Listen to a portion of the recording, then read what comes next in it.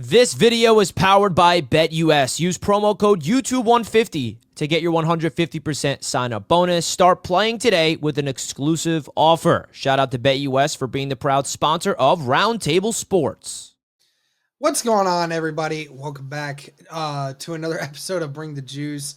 This is for Roundtable, and I'm going to here breaking down the 2024 season and how I felt about it as a Indianapolis Colts fan. And needless to say, certainly thought that the outcome was going to be a lot better in our favor than what it did end up becoming. It really made me question a lot of things within the building.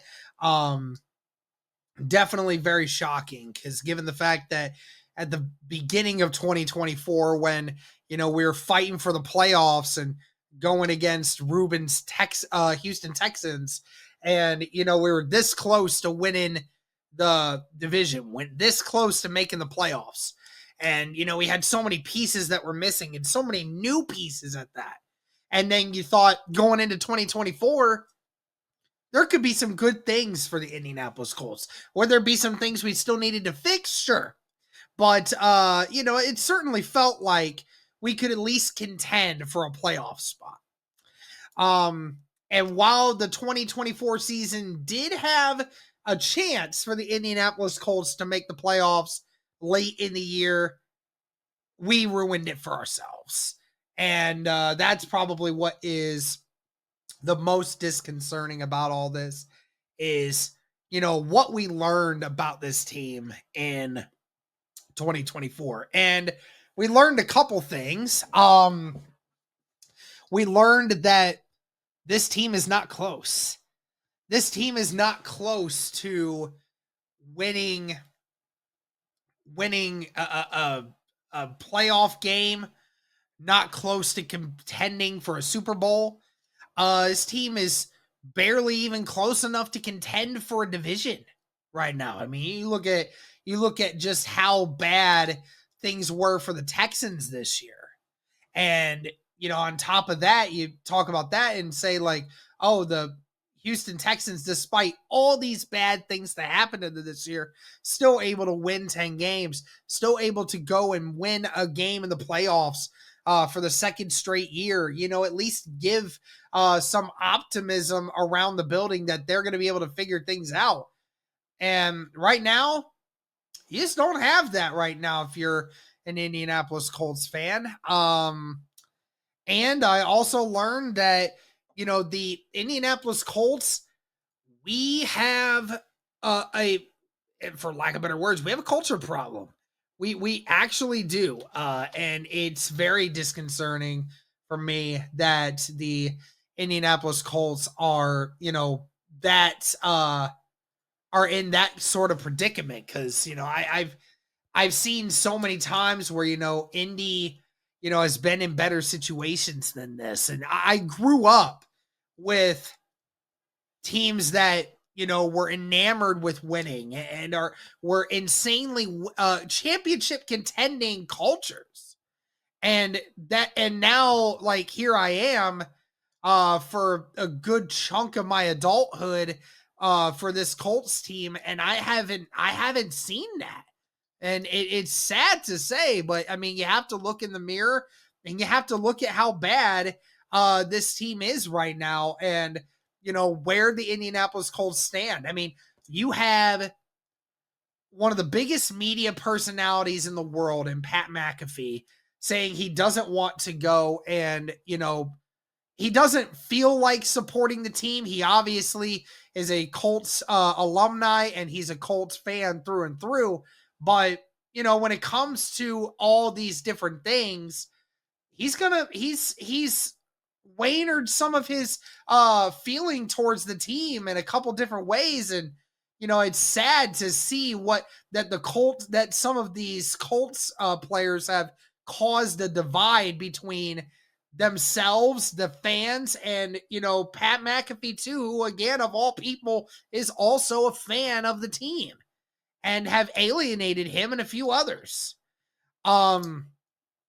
So it was it's just such a weird thing for uh the Indianapolis Colts. And I'll talk about it more as we go along, but also wanted to mention the over or under on the prediction for record wise was definitely under. I thought floor was 9-8.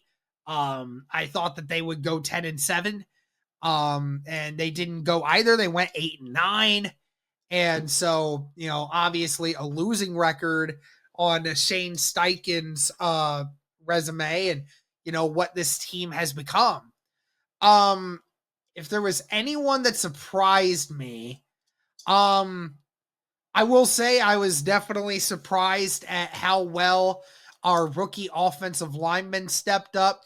The Indianapolis Colts had several times this year where center Ryan Kelly was just unavailable.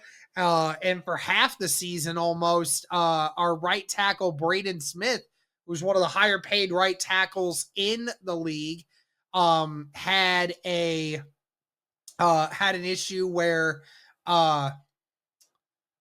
he had a personal matter and was gone from the team for extended period of time.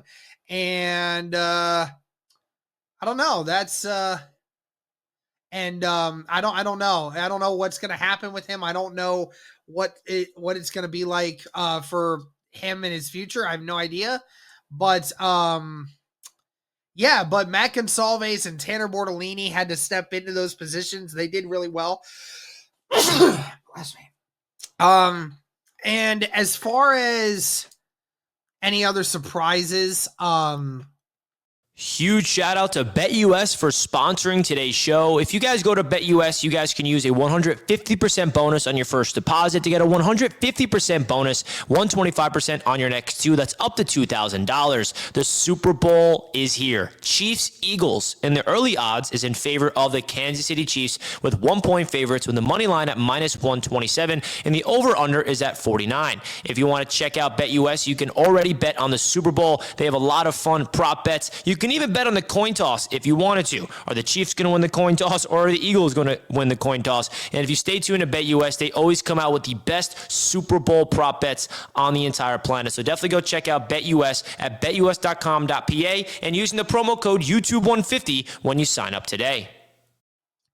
On the defensive side, I can't really say much. Outside of Nick Cross, I will say that. Nick Cross was an interesting one. I went into the season wondering if Nick Cross was going to be the weak link on the defense that was going to hurt the Indianapolis Colts. And ironically enough, Nick Cross was one of the fewest worries to have on the defense, which is crazy. As far as who disappointed us, I am definitely disappointed in a lot of people. Was disappointed in Anthony Richardson this year.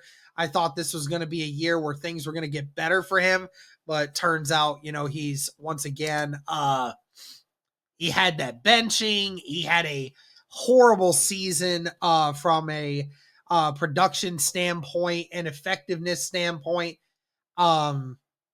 Disappointed in Shane Steichen. I thought he could have done better as a coach to put his team in a better situation. Disappointed in guys like early in the season, Michael Pittman having issues. And the defense too is disappointed in, the defensive scheme, was disappointed in the defensive effort, disappointed in the overall ability of the defense. And obviously Gus Bradley is gone because of it, but there was a lot more disappointment this year. And another one, disappointment in Chris Ballard, our GM, because he even flat out admitted it in his presser at the end of the year that it was a mistake to do what I did and run this team back the way we did. And it's like, yeah, no kidding.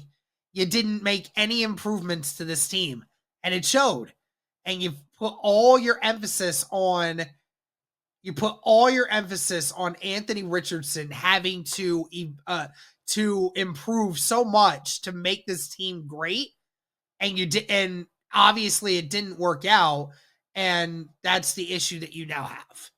So we needed to do better.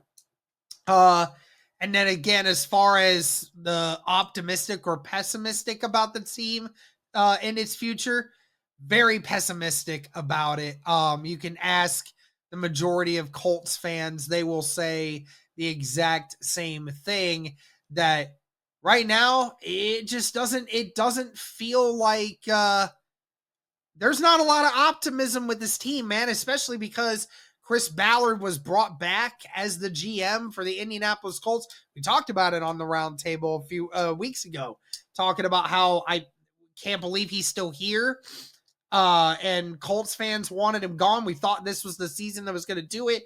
You banked on the fact that guys were going to improve, and a lot of guys didn't improve, and your team got worse because you chose not to improve it in a lot of different aspects. And here we are. He's still here. And I don't know what's going to happen or if anything's going to change, but you guys' guess is as good as mine. But that's it for this one, guys. Let me know what you think. Thank you so much for tuning in. And as always, go Colts.